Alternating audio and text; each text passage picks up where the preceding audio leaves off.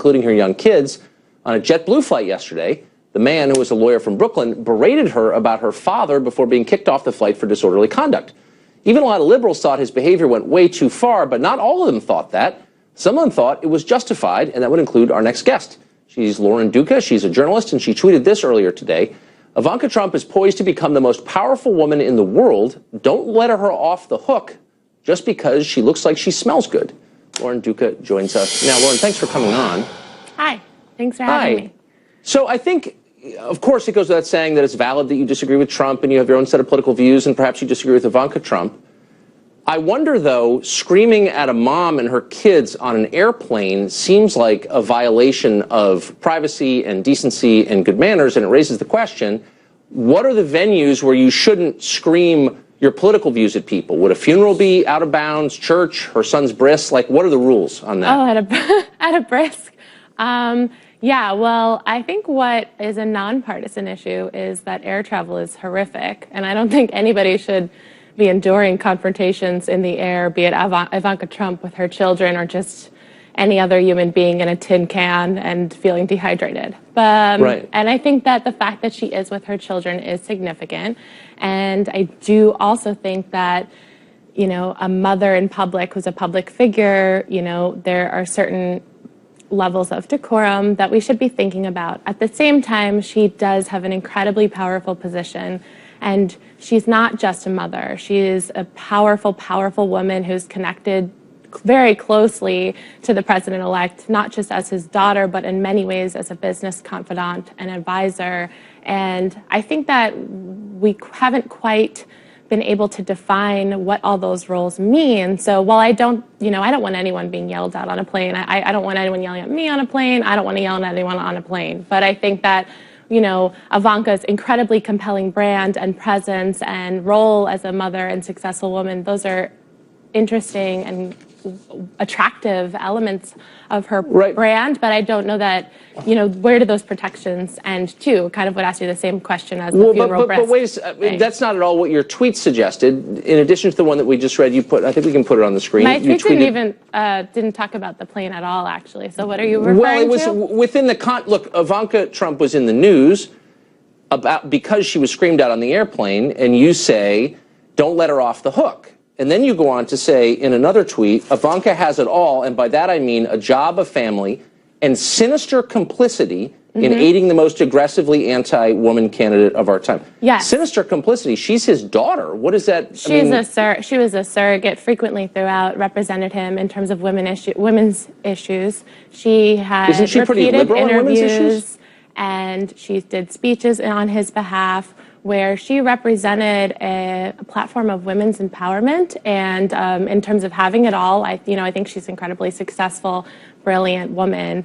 The fact that she was able to balance him out on these issues where he has talked about defunding Planned Parenthood and being against abortion and these typically liberal women's issues that she sort of is a cushion for, I think we need to investigate those things a little more critically, a little more rigorously, and not be blinded by the fact that she looks like she smells like vanilla. Okay, she looks like she smells like vanilla. I mean, who's objectifying women here? I wouldn't say that. Oh my God. No, I'm actually asking a serious question. My point is she's a beautiful, gorgeous force of nature. I don't care what she looks like or smells like. I mean, what exactly do you disagree with her on specifically? Oh my goodness. I'm saying that she is incredibly welcoming. She's gorgeous and smart. I mean, she's, in a lot of ways, many elements of her persona are admirable and something to look up to is what it, is a joke. Okay, but you said that she has sinister complicity in aiding the most... Yes, I absolutely believe that. Okay, I'm not backing down from that at all. So it's sinister for a daughter to support her father's presidential campaign because you don't like her father? It's sinister for a daughter to capitalize on the power of feminism and uniting women and empowering women while supporting a candidate who is the most anti-woman candidate this country has seen in decades. What does that even mean? Like, why don't you tell... I mean, she's anti-woman because he wants to defund Planned Parenthood. I'm sorry, is that what I said? I think my earpiece might not be working because that is most certainly not what I said. Okay. She's guilty because he's anti-woman. She's complicit in his, quote, anti-woman positions. To continue to stump and support his positions. But it's her dad. I mean, I don't understand. So I guess the point I'm making is you're drawing this kind of world where everyone who's not on your side is evil and is, as you put it, fair game. That's well, actually, not what I said. You said. Tucker, you said she's, quote, fair game even though she smells good. Tucker, I did not say anybody who disagrees with me is evil. Then I'm going to ask you again. What do you disagree with that she has said? What position that she holds do you disagree with? I disagree with her providing a surrogacy for her father based on an empowerment of women when that is an inherent disconnect between his campaign and her beliefs. So you agree with her, but because she supported her dad, she's somehow fair game. I did not say I precisely align with her. I'm trying to understand what you're saying. What that she believes, Tucker, don't you believe? You're not trying to agree with what I'm saying. You're shouting over me every time I speak. It's incredibly unprofessional. I'm asking you a simple question. You're not. Which is, you're actually being a partisan hack who is just attacking me ad nauseum and not even allowing me to speak. Well, Tucker, I think we agree here. Right? No, I don't think we do. We both agree Lauren. That she didn't deserve to be attacked. I think it's appalling that some guy yelled at her on an airplane and you're saying she's, quote, fair game. I very clearly and calmly said that no one deserves to be yelled at on a plane. I don't want to be yelled at. I don't want to yell at you on a plane. I'll yell at you here, but you're not on a plane. You're saying that to me because I'm confronting you about it, but on Twitter, on your Twitter feed where you scream, F you, Donald Trump, eat feces, Donald Trump, all this kind of... Wait, what? Well, I can't say the word you used, as you well know. But I want to get to a piece. Feces, Donald Trump. That's what I said. You said eat, in effect, human feces on Twitter. Tucker, I can't, Tucker, you are talking at this trivial, mundane level of argument. Okay. We're agreeing. Tucker, can I ask you a question? Tucker, can I please? Let me ask you to account for something that you wrote. No, Tucker, and in Teen do Vogue. you or do you not agree that we deserve, as the American people, a level of transparency in terms of Ivanka's role? I think we need to take her seriously and that she's a positive role model and Lauren, admirable in a lot of ways, but that she still requires transparency she's flying with her kids on an airplane. In terms of having a government position or being a businesswoman or being a mother. Okay. So we do agree. I agree that anyone who's making decisions about how the federal government runs should have to answer questions about those decisions. Okay? I don't think you should hassle people because you disagree with them in public. And I didn't say you should. So we do. Tucker, hey, we agree. We agree. Here is your description of the Trump administration. You wrote this piece in Teen Vogue, which I guess you write for. Oh, which you guess I write for? Yes, that's not fake news. That's real news. I write for, you guess? Oh, you guess, Tucker? You guess? That's really patronizing. I haven't read Teen Vogue because I'm not a Teen Vogue reader. Well, you have in front of, your producers asked me if I wrote for Teen Vogue. You have my Teen Vogue article in front of you. My name is Lauren Duca and I write for Teen Vogue. Well, got it. Here's what you wrote. Okay. The road ahead is a treacherous one. There are unprecedented amounts of ugliness to untangle, from deciding whether our president can be an admitted sexual predator to figuring out how to stop him from threatening the sovereignty of an entire religion. Yes.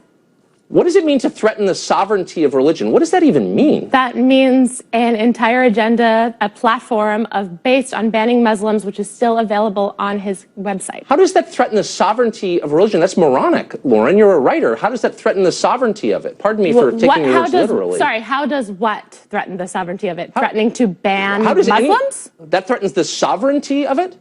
Yes, that completely, that profiles based on the basis of religion and reduces people to their beliefs and dictates what they can and cannot publicly believe. That doesn't threaten the sovereignty of it. So you also accused him on Chelsea Handler's show of, quote, committing a form of psychological abuse that makes the victim feel like they're crazy.